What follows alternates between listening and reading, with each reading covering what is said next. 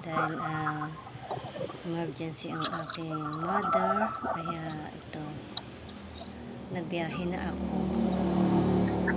para silipin ang aking mother. Oo lang talaga. On the way. Ito na yung unang punta ko sa ospital. Nandito na ako ba? Tinititigan niya lang Dito na ako. tinakausap ko siya. Ang lahat para sa kanya, yung sa kanya. Alam namin, bibigay na kasi siya ng dahil sabi ng doktor, survivor siya. Nanay! Nanay! Uy! Nanay! Nanay! Marunong na pala uling manood eh. Oh, Nay! Uy, Nanay! Kailangan din ng Busy sa TV. tuloy-tuloy na yung kanyang pakain.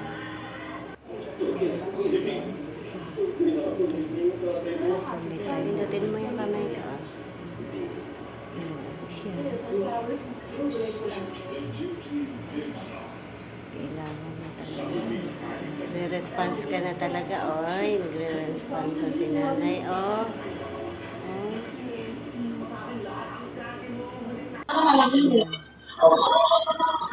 Nebulizer siya. Sinasabi siya. Kailangan bago siya Kasi parang may halap eh. sanction. Kailangan niya muna i-nebulize. Kasi para malambot yung plema niya. Bigla siya nagpakita ng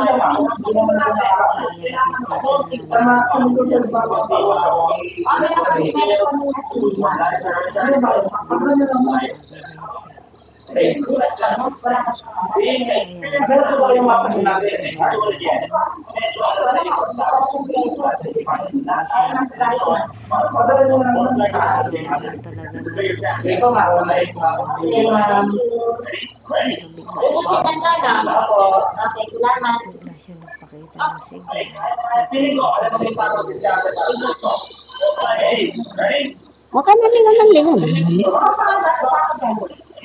kailangan kasi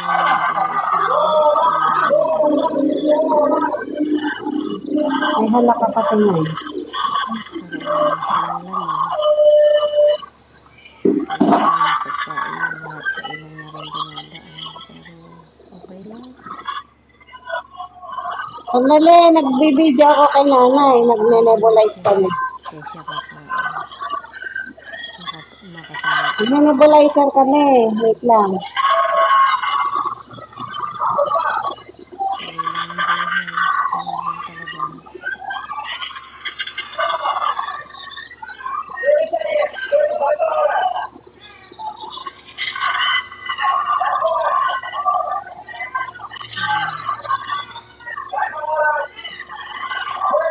Labas kasi yung laman ng nebulize. Ang sukla. Usok tayo, ano? Usok ka na kami? Usukan daw na kami? Usukan ka ba? Ubusin natin siya. Hindi pwede hindi ubus yan. Binibili gamit mo. May halak ka kasi.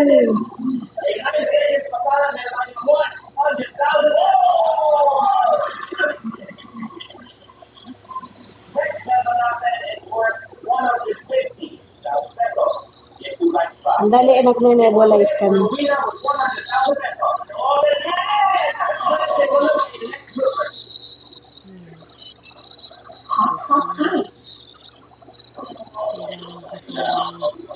Kailangan maubos yung gamot.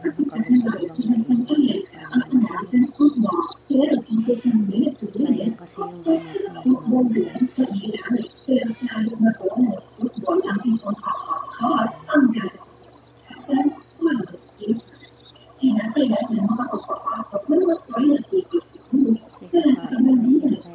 niya. ka pa ba uuwi? Ayaw niya na umalis. Aga talaga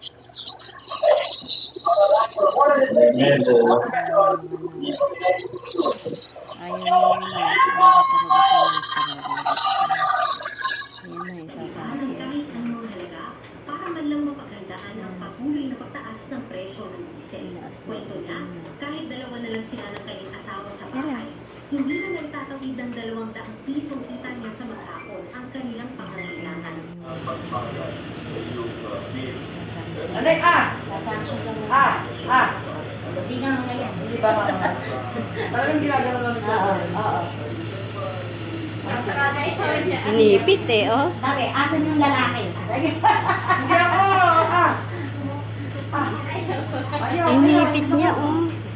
Inipit na to. Ano ba sa ano? Inipit niyang imo eh. Ano? Inipit niya, oh. Mabubuksan pa ba yan? Inipit pa, oh. Mukhang tatawagin mo si ano, Ayaw mo sa akin? Nanay? Tingnan natin, oh. Tingnan natin. Hindi to straw. Sinisip-sip. Ayan. Ay.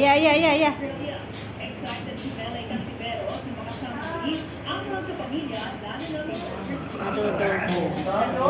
Meron talaga. Nanay, hindi niipit. Ay, hindi lalabas yung plema mo. Ano mo sinisip-simplema mo? Ayan. Yan. Mas mainom mo. Gabo. Gabo. Mas mainom inuugot tsaka masuk-masuk ka. Sige. Peter, lalabas ka sa ipin niya. Isa pa. Aspirate. Ayan o, napaka-plema mo na. Oo. Oo nga, biglang nagplema ng ganyan. Natanggal na yun, wala na. Alam niya eh.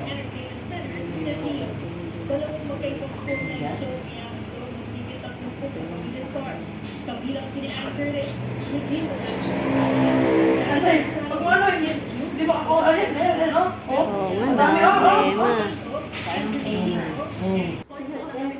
Ako, tinatandaan kayo niya. Tinatandaan niya lahat yung pumapasok eh.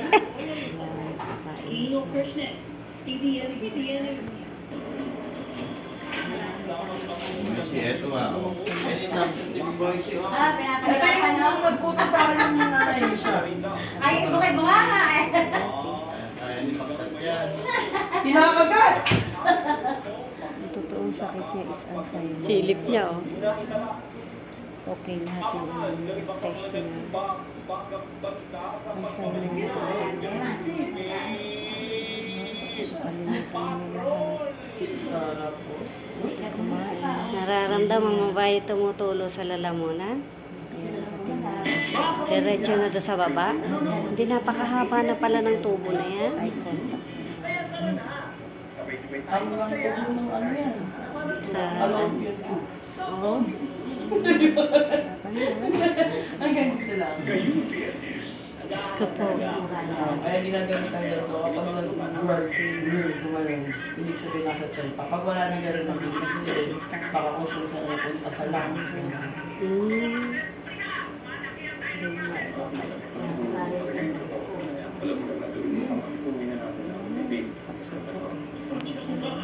Pag sa bahay, mas pinauwi kayo, magpupunaan ng ganito. Kitang-kita naman sa Tapos mother ko kung na pauwi na hindi nakakain, kung hindi na bibigyan ng tuition. sabi ko hindi siya nagpapakasunod. Tayo sa dunya niya, ano, hindi na sa Sabi na May mas problema nyo pa yun. Baka ibalik nyo lang dito ulit.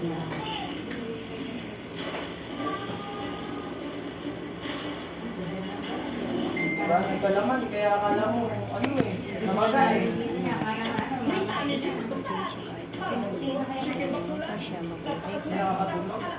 Ano na, dalawang araw din na nakakakain. Hindi ka ipilitin. Tapos ano, tangin eh.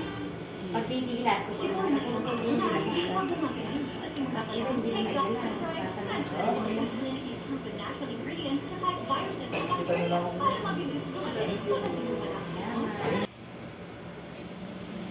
Nabot lang din siya ng 3 days, almost 4 days. Ayan. Okay na siya.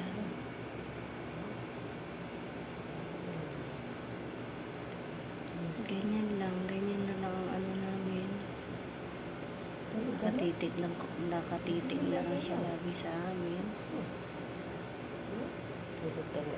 Naririnig niya kami, nakikita niya kami. Nang talagang wala na, hindi na lang siya makapagsalita. Good morning. Laban-laban lang, ganun mo talaga ako. Sleep ka na. Anong oras na sleep? Mahirap. Hindi na natanggapin natin. Ganun ka na.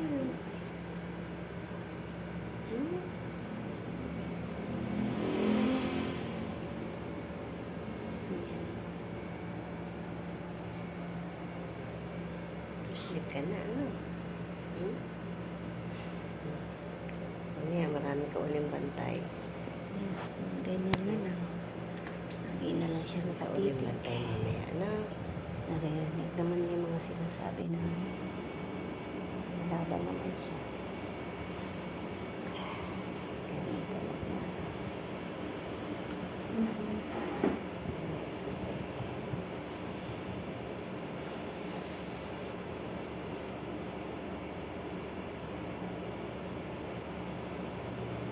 Kailangan ibalot yung kamay niyo.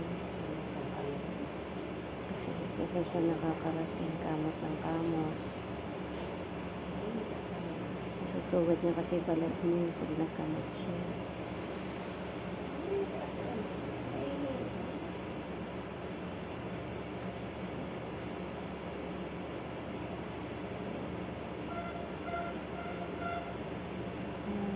Sumasakit pa ulo na dyan.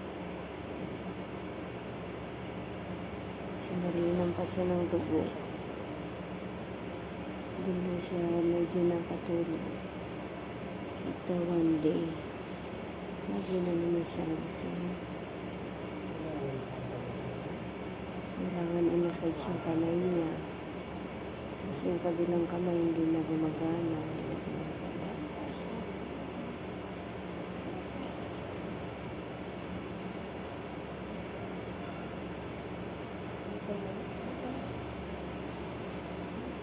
Kasi lahat ng apo na alagaan niya. Siya din ang tumulong sa akin that time na problemado din ako sa buhay. Siya yung lagi nagsasabi na laban lang, pagsubok lang yan. Kaya mo yan. Ang lagi niya sinasabi sa akin. Yan, laban. Kaya siya din kailangan lumaban.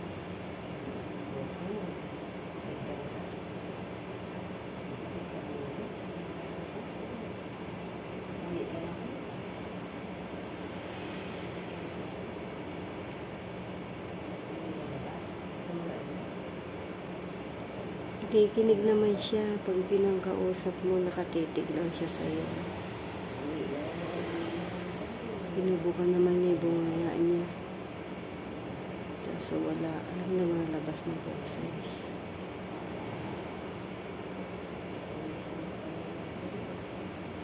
Simula dumating ako sa ospital na ako nagdiretso. Pasok ko ng pintuan ng ospital, umiiyak na siya kaagad. Kasi kahit ganyan siya, kilala pa rin niya ako.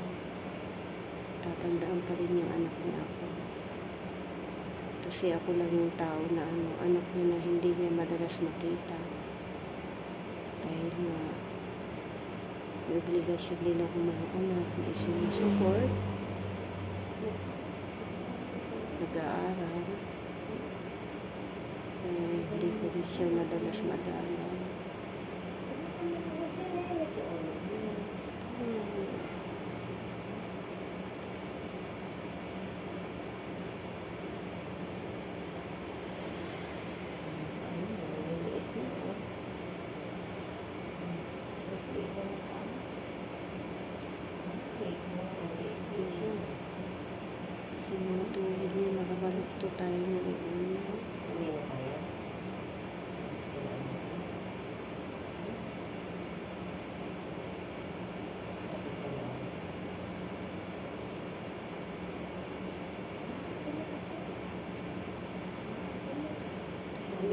si nanay, pero mahal na mahal ko yan.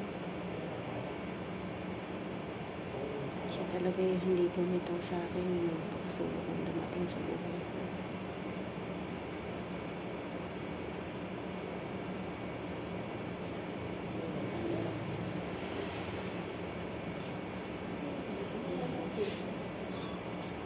Kinakausap mo siya, nakatitig lang siya talaga sa'yo.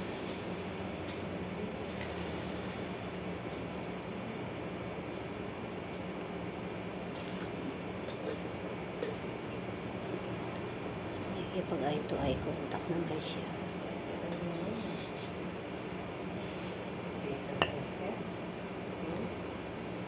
Hindi ko siya kasi may tagilid kasi natatakot ako mga maputol ko kasi siya.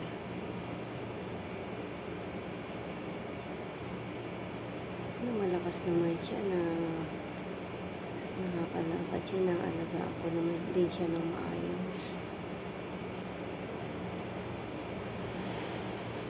Kasi matagal ako hindi nauwi. 2 years yata.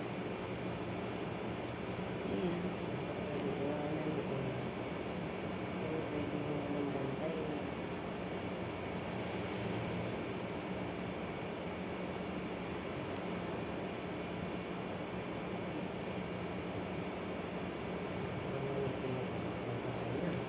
Pag walang balot yung kamay niya, nagkakamot, nasusugat yung pinakamot niya.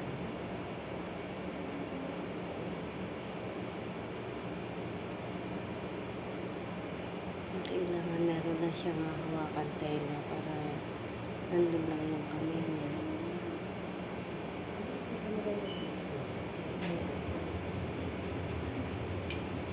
Hirap, pero hindi mo talaga. Masakit sa dibdib, nakikita mo nagulog mo ganyan. Malakas pa naman kami.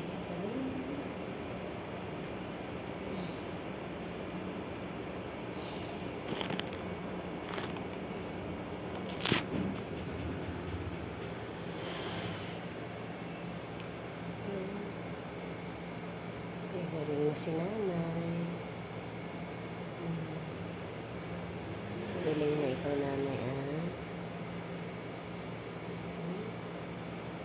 Galing ka naman. Nakatingin siya. Nagkasalita ako, nakatingin na sa akin. Hindi siya nakatitig.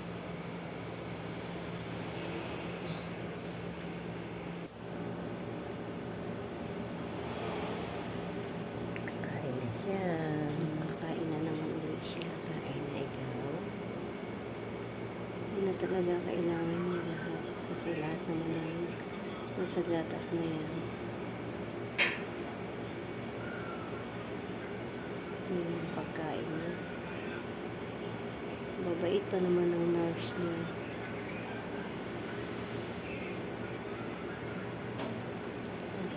Ano lang din. Kahit sila natutuwa dahil mabilis sila namin nagpalakas.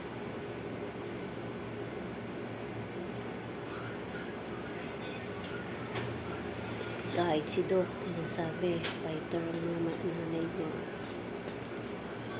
Ay, muli na tinitingnan pa rin niya ako. Makain ka na. Kasi nandun ako sa kabila. Breakfast na siya. May breakfast ka na? Sarap man, kakain na siya. Pati gamot niya. Yan na yung pinapasok. Meron siyang nurse na ayaw niya. Pagpasok pa lang ng nurse, nakakulot na yung ulo niya. Yung kaninang nag-sanction sa kanya, galit siya doon niya. Kasi masakit yung sanction. Yung pinapasok sa ulo.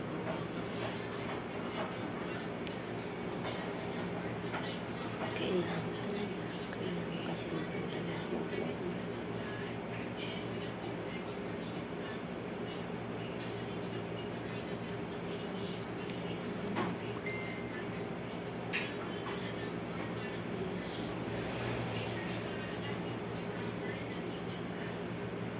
Napakaliwanag na ng mukha. Kain na. Sarap ng kain ah. Sinong dinala dyan sa ospital?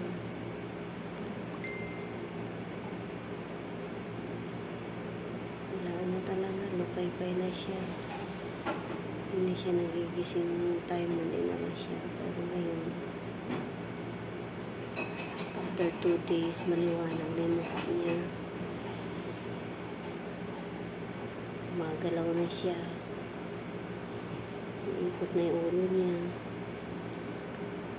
Sabi nga, fighter daw siya, sabi ng doktor. Ang kailangan niya na lang talaga is full na alaga. 24/7 kailangan may bantay siya. Hindi siya pwedeng iwanan. Lalo na pag nagalaw yung nasa ilong niya na ano na yan, NGT na yan. Pag yan nagalaw, magkakaroon siya na infection. Kaya yan ang binabantayan sa kanya. Kasi medyo malikot na rin yung kamay niya dyan eh. Naitataas na niya. Nakarating na yung kamay sa ulo.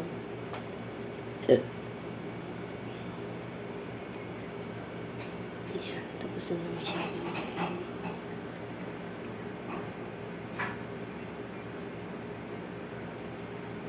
Pauwi na. Yung aming tagatulak. Ganda ng tagatulak ko, no? Saka na mag-shopping. Finish. Yan na. You're good boy. Hindi, babe. First Ipopos time. na to. First time na yun sa Makay.